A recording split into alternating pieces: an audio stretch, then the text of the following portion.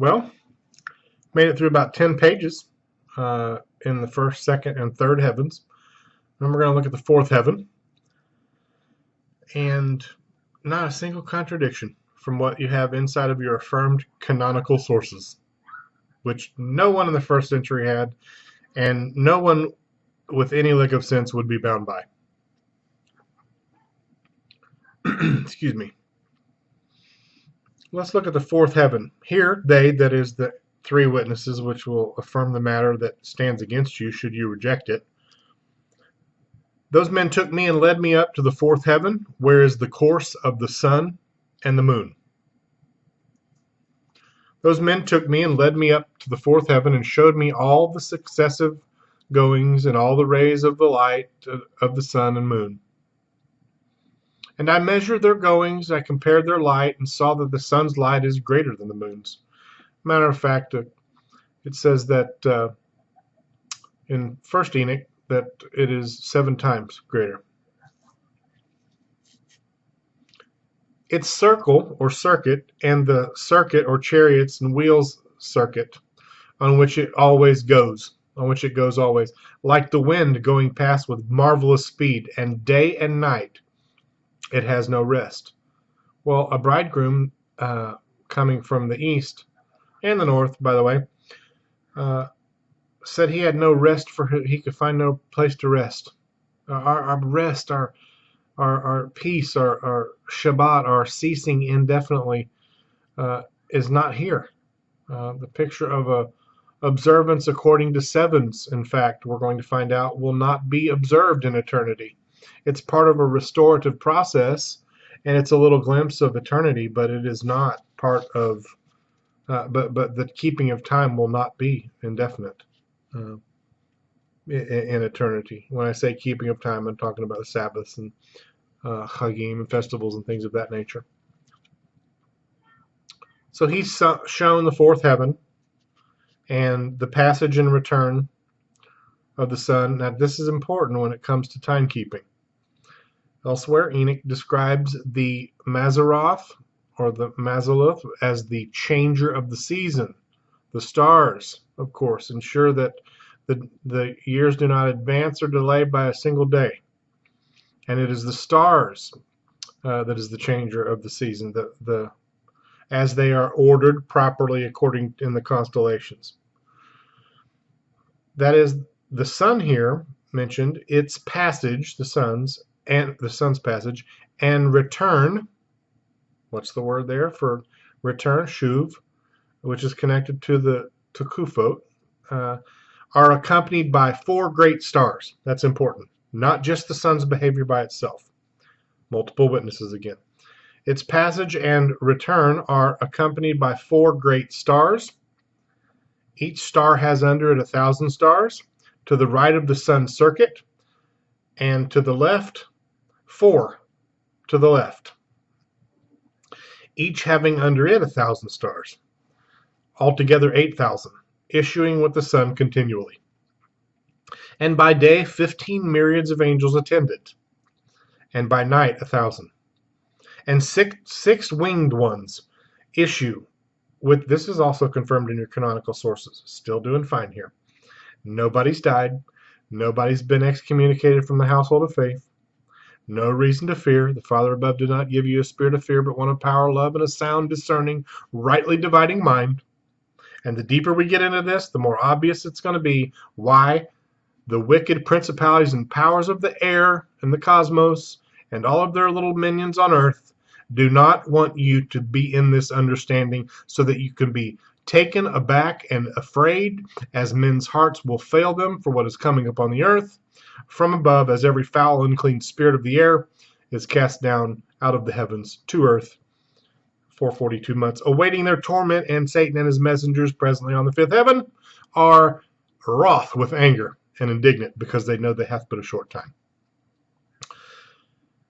6 winged ones issue with these angels before the sun's wheel in the fiery flames, and 100 angels kindle the sun and set it alight. Excuse me. And I looked, and I saw other flying elements of the sun, whose names are phoenixes, marvelous and wonderful, with feet and tails in the form of a lion. We see some of these things depicted in reliefs and in antiquity and whatnot. I guess one modern description of it would be kind of like a griffin.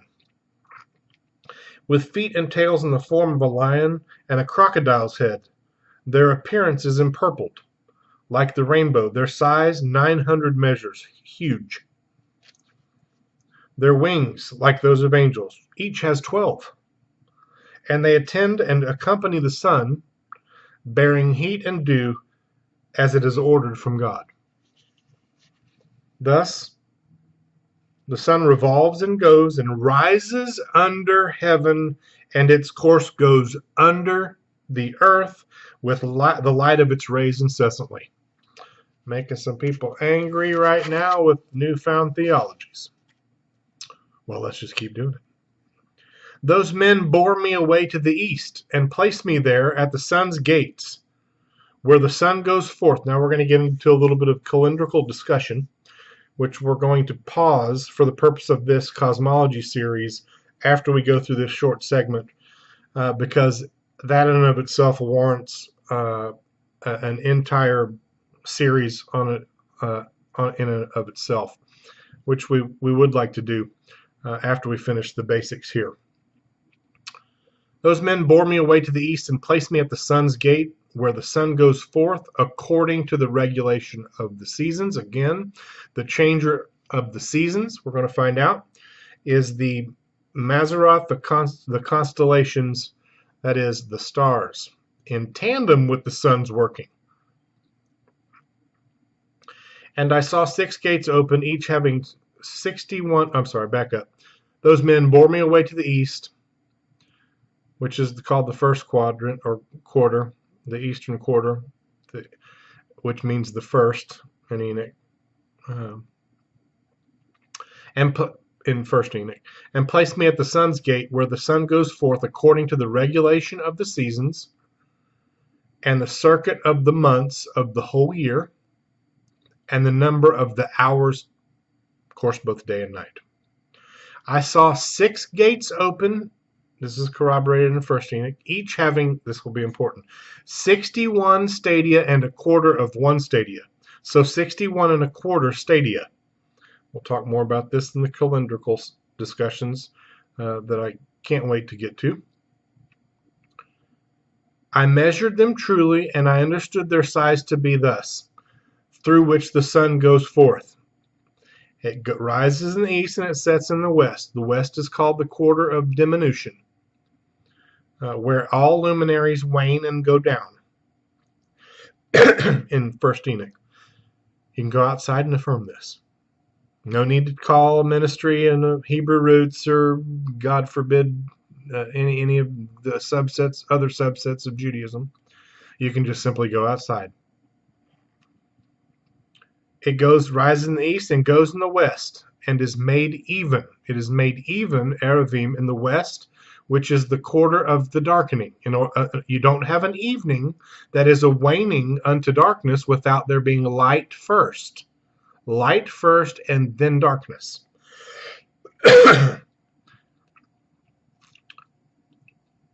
And it rises throughout all the months, and it turns back again from those 6 gates. There are 6 in the east and 6 corresponding in the west, according to the succession of the seasons. And the changer of the seasons is, of course, the stars, in conjunction with the sun as well.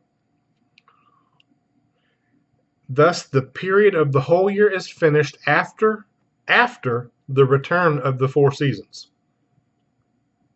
Again, multiple witnesses establishing this matter. It's important to note that there are 61 and a quarter stadia times the 6, and there is one more than what we're going to find out about here relative to the solar cycle. One more stadia than there are places where the sun sets in the west. There's one more in the east. And again, those led me away to the western parts. Now, the western, he looked at the east previously, now he's going to look at the west. And again, those men led me away, the angels, to the western parts, and showed me 6 great gates. There's the stadia in the east, 61 and a quarter times 6. And then there are the great gates in the west, and it says they're open, corresponding to the eastern gates, opposite to where the sun sets, according to the number of days, 365 and a quarter. See the difference? 365 and a quarter happens to be the solar circuit, not to be confused with the number of days in a year. 364, and that is separated by 4 days, which men err according to, and then 360 days of convocation, over which, each of which there is 1 star over each of those 360 days, and then stars behind that 1 star. So you've got stars, leader stars that rule over each of the days, and then the thousands behind them.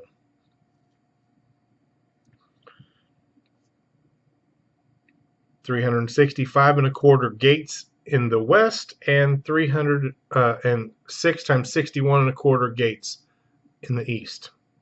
1 more in the east than there are in the west.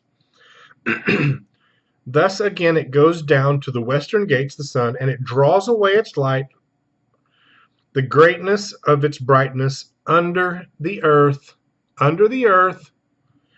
for since the crown of its shining is in heaven with the Lord, and is guarded by 400 angels, while the sun goes around on a circuit under the earth, and stands 7 great hours. It stands 7 great hours in the night, spending half of its course under the earth again, when it comes to the eastern approach. So it's under the earth at night, standing 7 great hours, and then at that last moment, when it comes to the eastern approach, in the 8th hour of the night, it brings its light and the crown of its shining, and the sun flames forth more than fire.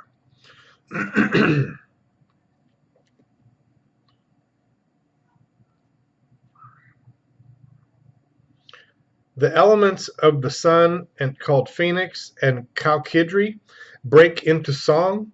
Therefore every bird flutters with its wings. When a day begins and the morning guard takes shape, the birds testify, my people. The stork in heaven knows its times, but my people do not know the times. That's what the scriptures in Jeremiah say. They're looking to the west. The birds are chirping, testifying in the morning. Jerusalem below, even Netanyahu, looking to the west, tucking up underneath a Biden administration that is, as I speak, selling them down the road.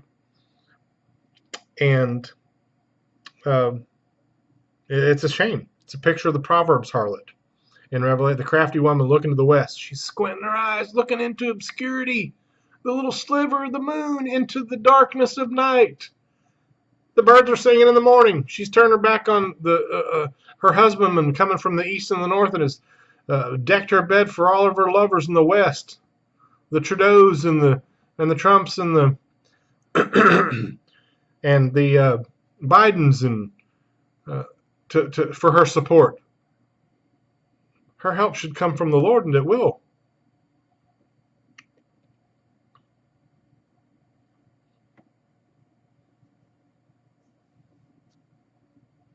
So they break into song in the morning, rejoicing over the giver of light, rejoicing at the giver of light. And they broke into song at the command of the Lord. The giver of light comes to give brightness to the whole world. And the morning guard takes shape, which is the rays of the sun. And the sun of the earth goes out and receives its brightness to light up the whole face of the earth. And they showed me this calculation of the sun's going. This is important. Not going to get to it in this series in depth, but just remember this. And the gates which it enters, these are the great gates of the calculation of the hours of the year. There are hours of the day, and there are hours of the year. Remember, days and years. I've given you the greater light to mark the signs first, seasons, second, days, and years. And of course the stars also, marking these times. So the days and years are linked, I believe, both copulative and cumulatively. And there are hourly days, hours in the day, not based on Babylonian base 60 minutes and seconds and things of that nature, but instead based on divisions of light, like a pie, slices of a pie. It says here, the gates which it enters, these are the great gates of the calculation of the hours of the year. For this reason, the sun is a great creation, whose circuit lasts 28 years and begins again from the beginning. Hashtag from the beginning, hashtag in the beginning. So 28 is 4 cycles of 7. 28 years, of course, times 19 years. 19 years is the time it takes from the sun and the moon to line up together relative to their creation in the beginning. Hashtag in the beginning. Hashtag proper timekeeping. Hashtag proper testimony. That's 19 years. And the time that it takes the sun and the moon and their 19 years to line up with the stars is a function of 19 years and 28 years, as stated previously here. So 28 times 19 is 532 years, which is what Enoch describes in 2nd Enoch.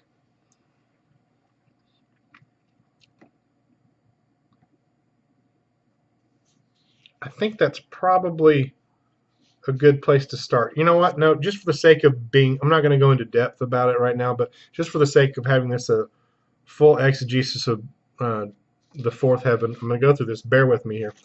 Those men, the 2 angels, showed me the other course, that of the moon, and the 12 great gates, crowned from west to east, by which the moon goes in and out at the customary times. It goes in the first gate to the western places of the sun, by the first gates with 31 days exactly, the second 31 days, the third 30 days, the fourth 30 days, the fifth 31 days, the sixth 31 days exactly, the seventh 30 days exactly, the eighth 31 days perfectly, the ninth 31 days, the 10th 30 days, the 11th 31 days, and the 12th 28 days exactly. And it goes through the western gates in the order and number of the eastern. So if you were looking at the east at the horizon, let's just say this way is east, south, you would have first, second, third, whoop, went too far, third, fourth, fifth, sixth. Let's do that again here. My hands went off. First portal to the south, second, third, due east, fourth. Let me switch this here. I'm trying to do it backwards. Fourth, fifth, and sixth. Those portals in the east. It goes in at the first gate of the place of the sun. Oh, got that part already. It goes through the western gates in the order and number of the eastern, in the same sequence. And it accomplishes the 365 and a quarter days of the solar year, the solar circuit. It accomplishes the 365 and a quarter days of the solar circuit. Remember, there were, in the western portion, there were 365 and a quarter. And then there was extra stadia in the east. That'll be important when it comes to reconciling timepiece, the timepieces in the heavens. And it goes through the western gates in the order and number of the east and accomplishes the 365 and a quarter days of the solar circuit, while the lunar year has 354, sometimes 353, 29 and 30 day variable lunations. And there are wanting to it, that is the moon, 12 days of the solar circle. That is the variance between the 354 and the basically 366, 365 and a quarter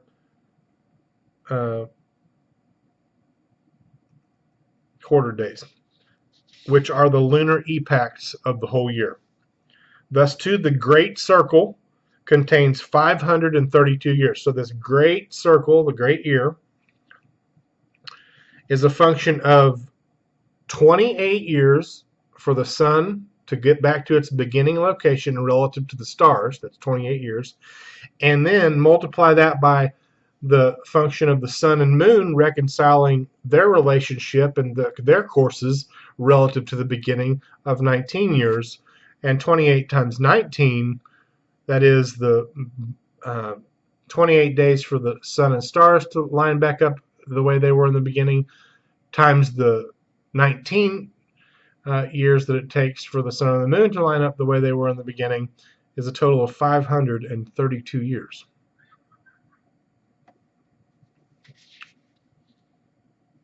As it pertains to the variance of that 1/4 day, look at what Enoch says. Second Enoch here. He acknowledges that there's a 1/4 of a day variance, a 1/4 of a day problem. He says the 1/4 of a day is omitted for 3 years. Think about the menorah, patterned after the 7 mountains of God in the heavens, the middle mountain, which is the abode of our Father in heaven.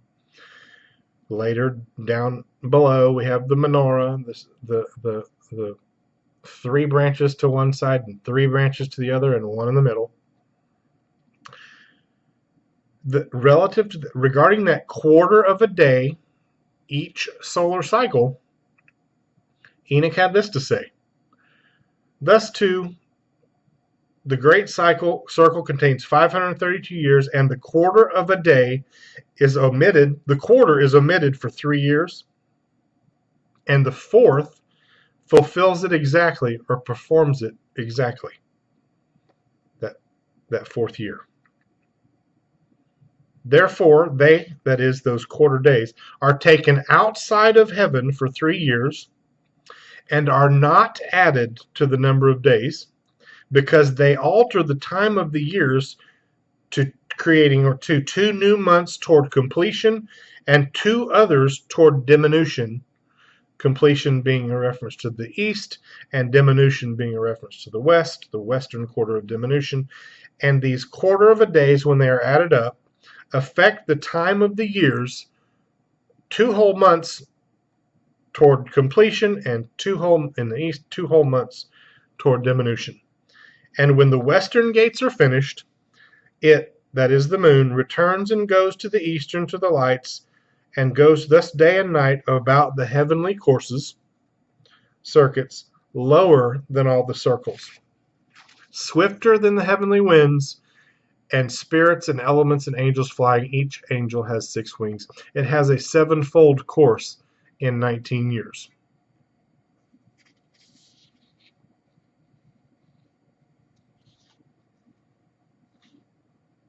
And the last little segment here for the 4th heaven. In the midst of the heaven, I saw armed soldiers serving the Lord with tympana and organs, with incessant voice, with sweet voice. Remember what it said in the sweet words we mentioned earlier, I believe in 2 Corinthians. Excuse me. With sweet voice, with sweet and incessant voice, and various singing, which is impossible to describe, which astonishes every mind. So wonderful and marvelous is the singing of those angels. And I was delighted to listen to it. That ends our section on the 4th heavens.